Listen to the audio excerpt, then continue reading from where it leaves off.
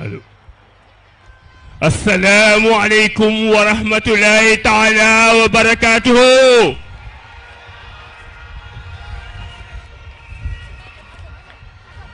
assalaamu aleykum waa Mbour. ñu ngi leen di nuyu yéen ñëpp di leen sant di leen gërëm ci mobilisation bu rafet bi nga xam ne def ngeen ko tey. Cette mobilisation exceptionnelle dans le fief du président de la République, Bassirou Diomaye Diakhar Faye. On reprend. Bassirou Diomaye Diakhar Faye.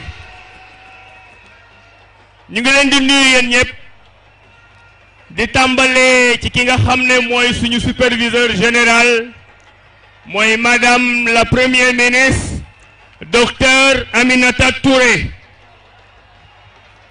di la remercier bu baax Aminata ci liggéey bu exceptionnel bi nga xam ne def nga ko tey. di wax sénégalaises yi ak sénégalais yi ne Aminata Touré doy nañu ci référence ci lu bari. bépp xale bu jigéen buy jàng am ambition war nga mën a siggi xool ko mu yóbbu la fi nga xam ne fa ngay bokkee sur le cercle restreint des 2 seules femmes qui ont été premier ministre dans la République du Sénégal. jërëjëf Aminata. di nuyu aussi mon ami mon frère le docteur ministre Serigne Gueye Diop. Serigne ñu ngi lay nuyu di la sargal di la remercier ci effort yi nga def yépp pour ñu mën a am tey bés bu mel nii. di remercier sa waa commune ba nga xam ne fa nga jóge yàgg leen defal ay teraanga. di la wax ne le président de la République gis na sa liggéey ñu ngi lay sant di la gërëm te di wax xale yi ak waa secteur privé que ni képp koo xam ne soxla nga ci référence boo xoolee le parcours du docteur Serigne Gueye Diop li mu def ci àdduna bi yëpp en matière d'industrialisation di nga am une référence qui te permet de croire en tes rêves. donc docteur Serigne Gueye Diop jërëjëf et merci.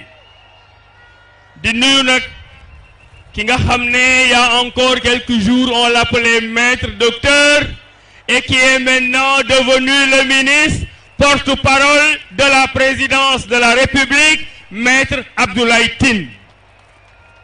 Abdoulaye ñu ngi lay nuyu di la sant di la gërëm di la wax bienvenue di la wax gis nañ sa taxawaay. ngeen may ma aussi puisque Mbour la ñu nekk mu am fi taxawaay bu rafet ma nuyu monsieur le maire de la ville de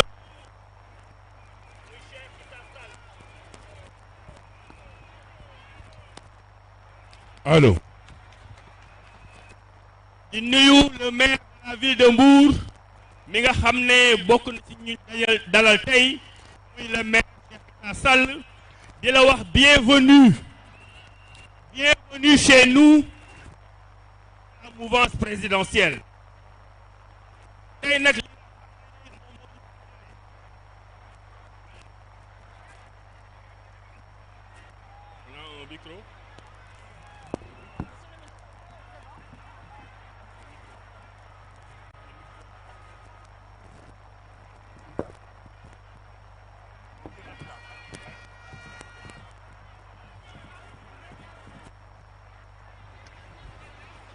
allô allô allô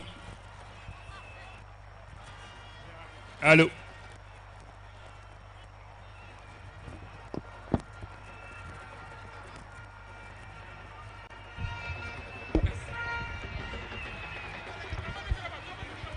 allô waaw dama doon wax ne ñu ngi nuyu aussi le maire de la ville de Mbour Cheikh Issa di la wax ne le bienvenu avec nous dans la mouvance présidentielle et à travers lui ñuy lancer un appel à tous les maires du Sénégal yi nga xam ne jege nañ seen gox ñi nga xam ne ñu ngi liggéeyal seen gox ñi nga xam ne am nañu reconnaissance seen gox pour ñu ñëw ànd avec le président Bassirou Diomaye Diakhar Faye ñu ànd liggéey dëkk bi sans arrière-pensée, sans rancune et sans rancœur. ngeen may ma nag ma nuyu la grande famille de Awalé ànd wattu askan bi liggéeyal ëllëg ànd wattu askan bi liggéeyal président Bassirou Diomaye Diakhar Faye di leen wax ne nag li ñu fi andi tey lu yomb la mooy liggéey nañ ñaari at ginnaaw bi nga xam ne askanu Sénégal voté nañ fal le président de la République Diomaye Faye daanaka sax mënoon nañu wax ne tollooguñu ci bilan mais dafa baax boo liggéeyee ba tollu fenn fi nga wane ko wax ak askan bi nga xam ne ñoo la yóbbanti woon ne leen yóbbante ba ngeen ma joxoon fii laa ci yem ba ñu gis ko nga mën a yokk jom pour continuer 3 ans yi nga xam ne ci lañ jëm 2 ans yi nga xam ne ci lañ tollu président Diomaye Faye ak gouvernement wam ñu ngi ànd di liggéey di taxaw ci préoccupation des Sénégalais président Diomaye Faye mu ngi liggéey nekk di ji boo xam ni mu ngi commencé feeñ te dina gën a feeñ ci 3 ans yi nga xam ne ñu ngi ñëw mais dina gën a feeñ aussi ci après 2029 parce que nag liggéey bi yombul liggéey bi du cadeau dëkk bi am na foo xam ne fa la toll woon te boo bëggee suqali ko ba nga xam ne jeunesse bi da ciy gis boppam jigéen ñi gis ci seen bopp il faut nga démarrer avec des fondements yoo xam ne dafa wóor warul nekk loo xam ne da ngay ñëw bricoler di bricoler di jéem a wane résultat di jéem a wan nit ñi loo xam ne mënoo ko ba ëllëg résultat yi nga xam ne da nga leen koy wan du doon lu baax moo tax dañu nekk di ji comme naka waykat ba di waxee woon mooy baykat bi moo gëm yàlla ba jël gerteem def ko ci suuf te amul benn garantie que dina taw garantie nag ñun bii ñu am fii mooy li nga xam ne moom la ñu ji pour les femmes pour les jeunes pour le secteur privé pour les Sénégalais d'ici et de la diaspora bu soobee yàlla très bientôt dinañ ko góob avec le président de la République Diomaye Faye ñun nag bu ñuy def bilan dafay doon bilan d'étape mais dafay doon aussi bilan d'équipe maanaam ay statistiques individuelles ça ne nous intéresse pas ay échappés solitaires ça ne nous intéresse pas benn président la ñu fal président boobu mooy patron premier ministre président boobu mooy patron ministre yi président boobu mooy patron directeur généraux yi mooy patron préfet yi mooy patron maire yi mooy patron gouverneur yi c'est le seul qui est à la commande et c'est le seul qui va rendre compte aux Sénégalais ndax dëkk bi nag waxoon naa leen bi passé gardien yaa ngi bëgg bari mais nous avons choisi le seul gardien qui veille qui est le gardien de la Constitution